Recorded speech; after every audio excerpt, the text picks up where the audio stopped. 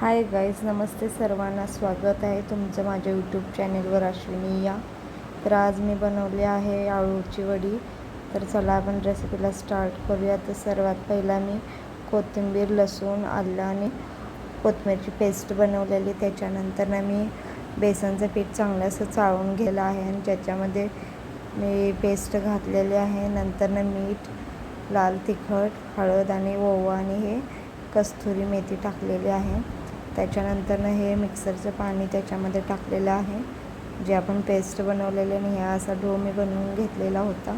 नंतर स्वच्छ आळूचे पानं धुवून घेतले, त्याच्यावर हे बेटर मी लावलेलं आहे असं आणि फोल्ड करून ठेवलं. सर्व लावून घेतलं आणि इथे मी पाणी गरम करायला ठेवलेलं. चाळण घेऊन त्याच्यामध्ये छान असं तेल ग्रीस करून घेतलं. नंतर सर्व आळूचे वडे जे मी हे केलं होतं ते उकडायला ठेवलं या पद्धतीने. आणि नंतर हे बघा उकडून झाल्यावर मी ते घेतलं खाली सर्व आणि थंड झाल्यावर मी असे कट करून घेतल्या वड्या आणि छानपैकी अशी त्याला फोडणी दिली. फोडणीमध्ये तेल घेतले मी 4 चमचे. त्याच्यानंतर मी त्याच्यात जिरे टाकले.